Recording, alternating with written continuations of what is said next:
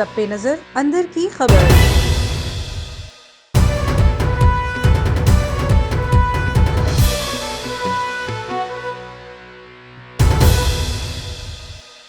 یہاں آپ کو اہم خبر سے آگاہ کریں کہ national command and control centre کا زیادہ مثبت کیسز کی شرح والے علاقوں میں لاک ڈاؤن کا فیصلہ۔ اہم خبر سے آپ کو آگاہ کریں کہ NCOC نے زیادہ مثبت کیسز کی شرح والے علاقوں میں لاک ڈاؤن کا فیصلہ کر لیا ہے۔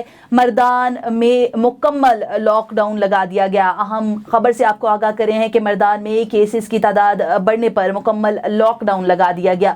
معاون خصوصی برائے صحت ڈاکٹر فیصل سلطان کا کہنا ہے کہ بہتری نہ آئی تو باقی شہروں میں بھی لاک ڈاؤن لگانا پڑ سکتا ہے۔ آپ کو اہم خبر سے آگاہ کریں ہیں کہ national command and control centre نے زیادہ مثبت کیسز کی شرح والے علاقوں میں لاک ڈاؤن کا فیصلہ کر لیا۔ زیادہ تعداد بڑھنے کی وجہ سے مردان میں بھی لاک ڈاؤن لگا دیا گیا۔ ان کا مزید کیا کہنا تھا، آئیے آپ کو بھی سنواتے ہیں۔ ہر روز اپنا جو ہیلتھ کیئر سسٹم ہے اس کی کیپیسٹی لگاتار بڑھاتے چلے جا رہے ہیں تاکہ یہ جو بڑھتی تعداد ہے کووڈ کے مریضوں کی ان کے لیے پراپر فیسلٹیز موجود رہیں۔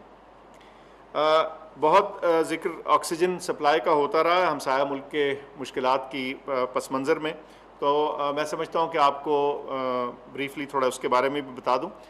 اس ساری چیز کے لیے ایک ہماری کمیٹی خاص موجود ہے NCOC کے اندر جو اس پہ نظر رکھے ہوئے ہے اور اس تمام معاملے کو بہتر اور امپروو کرنے کی بھی کوشش کر رہی ہے، اور آئندہ خدا نخواستہ اگر یہ بیماری بڑھتی ہے تو اس کی تیاری بھی مکمل کر رہے ہیں۔ اس میں جو موجودہ پلانٹس ہیں ان کی ریگولر مانیٹرنگ شروع ہے۔ اس کے علاوہ جو اضافی کیپیسٹی ہے ملک بھر میں، اگر کوئی اضافی پلانٹس کے ذریعے ہو سکے اس ساری چیز کو بھی دیکھا جا رہا ہے۔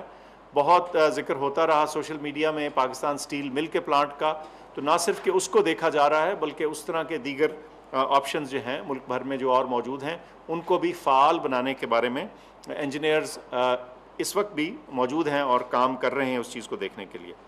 اس کے علاوہ اگر بہت ضرورت پڑتی ہے تو ہمیں اپنی جو انڈسٹری ہے اس سے نان اسینشیل جو انڈسٹری ہے اس سے کچھ ڈائیورشن کا بھی طریقہ ہمارے پاس موجود ہے۔ علاوہ ازیں امپورٹ مختلف ممالک سے جو ہے وہ ممکن بھی ہے اور اس کے اوپر ایک گفتگو جاری ہے اور اس میں اس کو ممکن بنایا جائے گا۔ میں بہت ڈیٹیل میں اس وقت یہاں نہیں جا رہا۔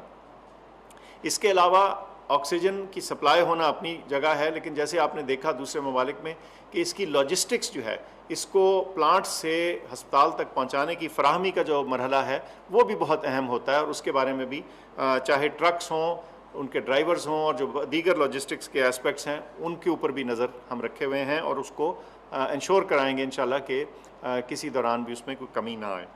اس کے علاوہ ہم آج NCOC کے پلیٹ فارم سے اور وزارت صحت کے پلیٹ فارم سے گائیڈ لائنز ایشو کریں گے جس میں یاد دہانی ہوگی اور تھوڑی باریکی ہوگی۔